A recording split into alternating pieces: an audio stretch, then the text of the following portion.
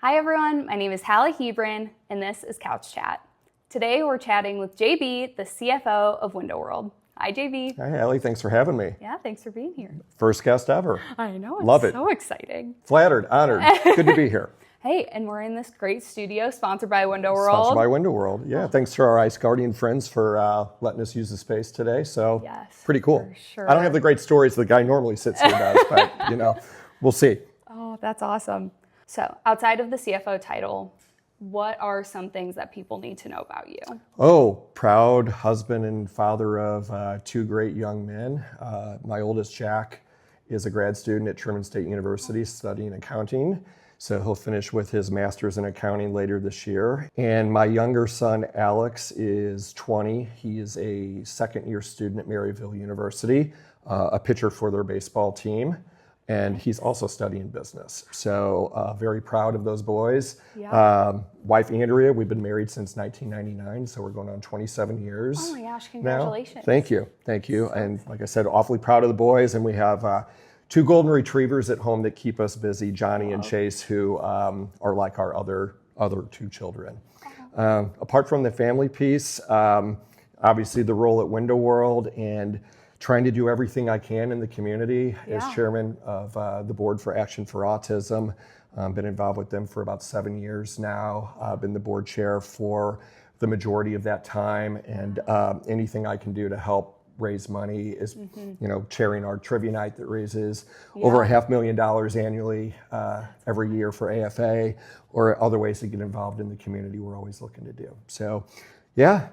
That's awesome. Dad, husband, former coach, chairman of the board, CFO, lots going on. Yeah, for sure. That's amazing. Yeah, it's very cool. It's a great experience. We've got a wonderful group of board of directors who are so committed to the families and the cause. Yeah, and for sure. We're very fortunate with, the event that we chair to have such a great network of support through that board and our business partners and family and friends that come out to do something that's pretty unique and special to raise that amount of money. And it's led to opening up the Action For Autism Window World campus down in Fenton a couple of years ago, which I know you've had the pleasure of touring. Yeah, and it's a beautiful campus. It is, and it's something we're so proud of. That's awesome. How many families right now do you guys? Yeah, right now the enrollment at the school fluctuates anywhere between 25 and 30. You have some full-time students there. You have some that are coming in for specialized therapies at times. Yeah. But at any given time, you could see anywhere of 25, 26 students on campus, ranging anywhere from a couple years of age all the way up to 21. So we are growing. The word is out on the impact that we're making. The board recently signed off and approved expansion into the backside of the building, which just because of demand and the way we're garnering a reputation of being a go-to for services, we should be done with a build out of the space in about 2 months and add another 8,000 square feet to the campus to continue to hire staff and subsequently get these kids off the wait list and get them the help that they need. That's amazing that you guys have like the facilities and the resources to do all of that. Yeah, I got to give credit to the staff down there. I mean, the fundraising is obviously what drives everything, but what really makes that place go day to day is the quality of the staff that we have there. Oh, for sure. The teachers, the administrators, the therapists under Sheila Charlton's direction, they do an amazing job with the families and the kids. And also at the same time, as we expand and want to pull more kids off the wait list, you have to have the staff to handle that workload. So it's not just as simple as saying, let's move into the space, pull a kid off the wait list. You have to find the staff to support that. We're trying to use some of our fundraising for operational expenses to retain that staff and to recruit more staff so we can then get more kids the help that they need.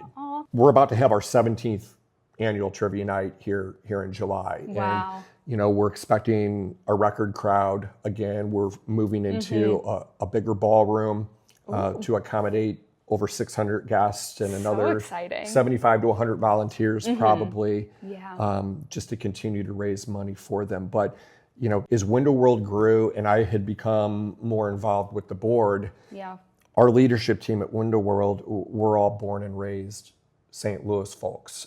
Yeah. And, you know, having been involved with the board for a couple years, I approached our ownership team about what would you say about pivoting a little bit and bringing the money home, if you will, because it's an opportunity for us to make an impact in our community where we were all born and raised and where headquarters for our business is. And unanimously, our leadership team was like, yeah, we absolutely have to make this happen so we can help Action for Autism fulfill its goal of one campus. I remember the conversation we had with the executive director at AFA where we broke the news to her. We were actually at a Blues game, at a Blues preseason game in September of 2019.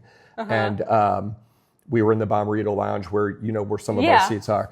And we let her know. She was thrilled, obviously, when she heard that we were going to route the money we raised at ours. Yeah, for sure. And of course, you know, we get into the spring of 2020 and in COVID. So we were obviously scheduled to do the first fundraiser in May of 2020. Yeah. And it was scheduled to be in the county, and we had to postpone it and push it out to August. Yeah. Which, you know, it was a crazy time for everybody. But so grateful when you look back, you know, almost 6 years on that, the amount of support we still had at the event with business partners coming out to support us and other Window World stores who were fortunate to basically call brothers and sisters now, flying in from anywhere from Denver to Phoenix to Atlanta to Baton Rouge to Rockford and Joliet, Illinois to Central Pennsylvania to Paducah, Kentucky. They're coming from all over the country in to support us. And with a smaller crowd than we typically would have had for the event, but still, you know, almost 400 guests that night.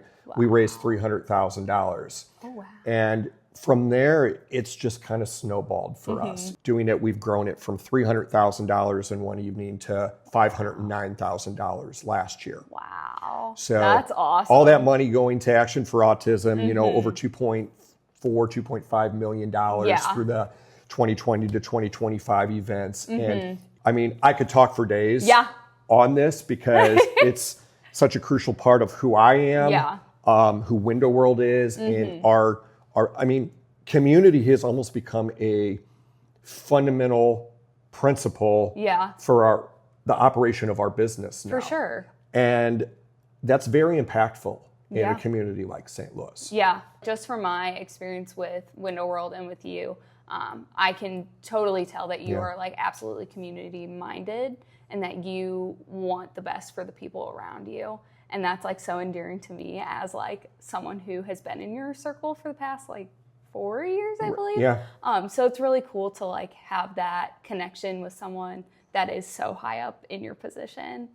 What is something that you take on in your everyday like job when you walk in as CFO? What's something that you take on that most people would be surprised to know is one of your duties?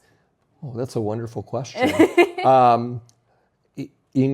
Recently, because of some of the changes with how we market and brand to customers, you know, everybody hears CFO and they think, okay, financials, looking at the books, paying the bills, reviewing profitability, all the stuff that goes into all that stuff.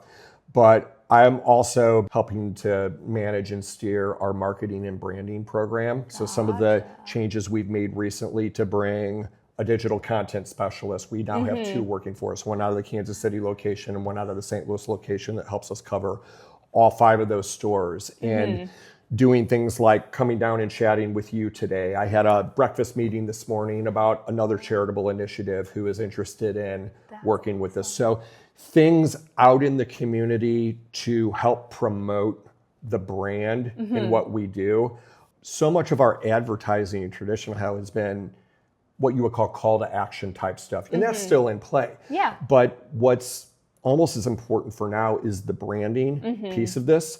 So even so far as like what we have looked to do with our radio talent that we advertise with in 2026, one of the criteria we've really looked hard at is what type of social media and branding presence do they have to not only provide us with a quality recorded endorsement Yes. or a quality live endorsement on the Yeah. air, but also collaborate with us on something we might be doing in the community. How do we get them involved with our events? How do we use them and get them engaged to expand reach to their audiences, to secure more donations or attend events or whatever it may be. So I think a lot of folks would hear the role CFO and be surprised to hear he's doing a lot publicly, in terms of, interviews and, talking with folks about fundraising and being out in the community. Yes. I think there's sometimes a stigma that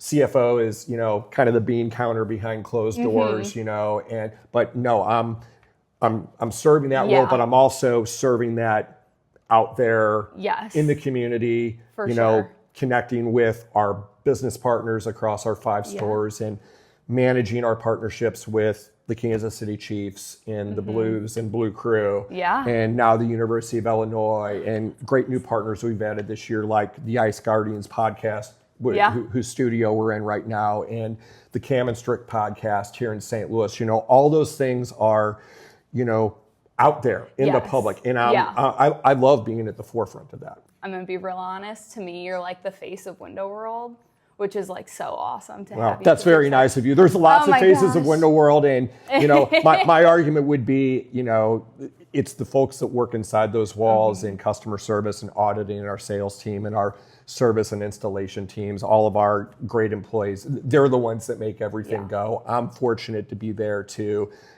help lead them day to day. They're the ones who have helped us turn this into what it is. And we've always been invested in community, but as our success has grown, it's so important to us to take our success and reinvest it in the community, because it helps our neighbors and it helps our brand, and it's a win-win for everybody. And I think most would be surprised to hear that apart from looking at the books and how we price products and things like that, in some of the HR related stuff, that branding and marketing and being a face out there in the community is part of the role too. Yeah, it's a huge part. That's awesome. Yeah. I love that. Thank you. Yeah, you have a face for the camera. So. Oh, thanks. That's why I'm wearing a hat to hide my bald head. So. Hey, that's okay. Oh, but so you mentioned that you guys have the 5 stores. You have the Kansas City, the Columbia, and then the St. Louis areas all covered. You guys have a big role with sponsoring different sports teams. Can you talk to us a little bit about what made you guys want to dive deeply into partnering with different sports teams? Great question. I kind of answer it twofold. One is, when we explored the first professional franchise partnership we entertained was with the Blues. And the funny thing about this was it really started very harmlessly as the leadership team went down there, because we had season tickets. We've had season tickets forever. And we went down there, and the idea was we want to check out some of the renovations that were taking place at Enterprise Center at the time, as they were building out some new suites. The seats were in the process being replaced. The building was getting, a facelift and whatnot. So, let's go check out and see if we want to move our seats for the 2018-2019 season. And just as part of that tour, the wheels started churning a little bit. We had been in business in town for 15 years now. What are some things that we could start looking at to build brand awareness?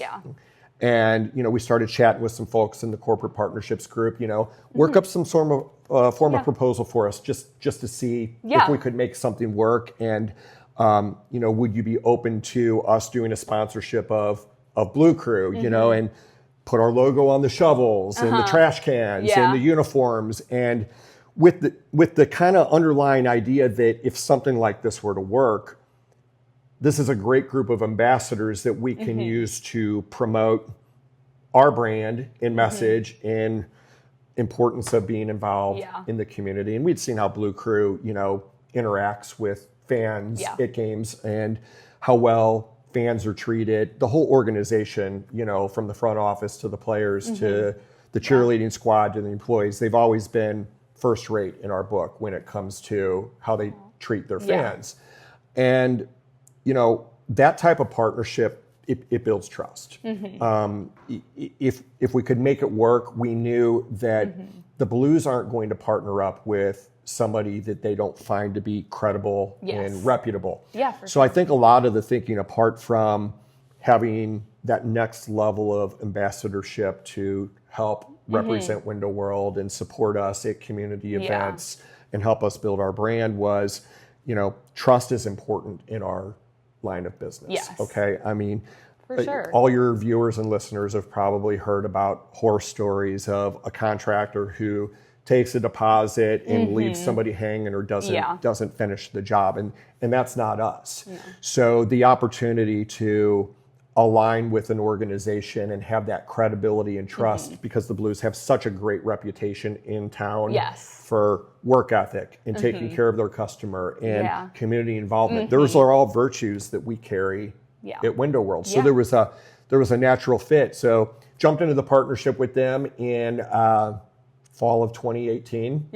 And the season didn't start off too good. No, it that did year, not. but it quickly turned, and we like to, you know, hang our hat on the fact that in the first year of the partnership, you know, we got the first cup here in town, and we saw the benefits of the partnership and how it was being received in the community and by our customers, and we then the next year approached the Chiefs about a similar type of partnership, and we're certainly a little more limited in terms of what we can do there. You know, you can't sponsor the cheerleading squad or anything like that, but you know, we wanted to partner with them to build that same level of trust with the Kansas City resident, because I mean, the Chiefs are absolutely revered in that town. So the idea being, if it's good enough for the Chiefs, you know, then it's good enough for us. You know, if they trust Window World to be one of their few partners, then we're going to trust Window World to take care of us with our project. And ironically, they proceeded to win a Super Bowl in the first, you know, it wasn't their first one, but it was 50 years removed from their last one. So I'm telling you, all these professional and collegiate sports franchises should really be coming to us and saying, let's partner up, because you win championships, you know, and oddly enough, here we are a couple days before the Final Four. We signed a partnership agreement with the University of Illinois about 6 weeks ago. And here they are, 2 games from a national men's basketball championship. So if we go 3 for 3 on that front, I mean, 2 for 2 is fantastic. If we go 3 for 3 this weekend and into Monday night, I'm just telling you, Mizzou, where are you? You might want to give us a call, you know? That's great. Oh my gosh, well, success really follows you guys. That's insane. We're very fortunate. We know it's more luck than anything else, but it certainly makes for a good story. And again, you know, to circle back to your original question, it's really about trust, and that's so crucial. We want to be trusted. We want to be the trusted authority across our markets for windows and doors and siding and your soffit fascia gutters. We want to make the process as easy as possible. To most of our clients, a white window is a white window. Okay. What really separates us is that trust factor and the longevity in the marketplace and the warranty behind the product we offer and our service model. You know, these are all things that separate us. And then obviously the community involvement, because you're very hard pressed to find a business our size that has the impact in the community that we do. Oh, for sure. I mean, when my family was selling our last house, we got all of our windows replaced before we sold the house. And we trusted no one else more than Window World. And they all turned out great. And it's so funny, you know, we were talking before we started taping, but you know, we're 8 years into the partnership with the Blues and Blue Crew now. And it's just crazy that a lot of the original Blue Crew members from when we started the partnership are now our customers. We have current Blue Crew members who are customers. You know, I know we're waiting on a door order for a current member right now to come in.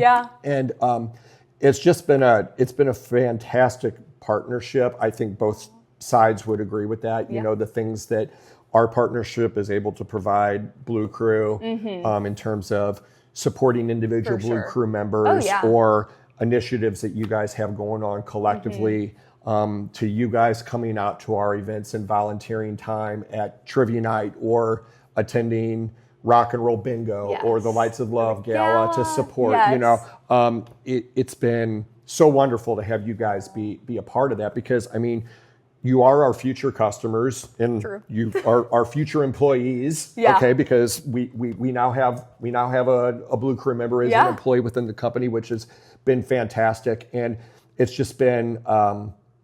I hope Angela watches this. It's been a wonderful partnership, and we can't stress enough how much we love working with you guys year in and year out. You guys are so sweet. Well, we really appreciate, you know, all the work and all the support that you give to, like, not just Blue Crew as a team, but to the individual members. I mean, myself included. I mean, you guys do amazing stuff for the Miss Missouri organization, and I know for some of the teachers on the team, you've supported them, and like, you guys just put so much effort into your community, so we really appreciate it. It's important for us to do that.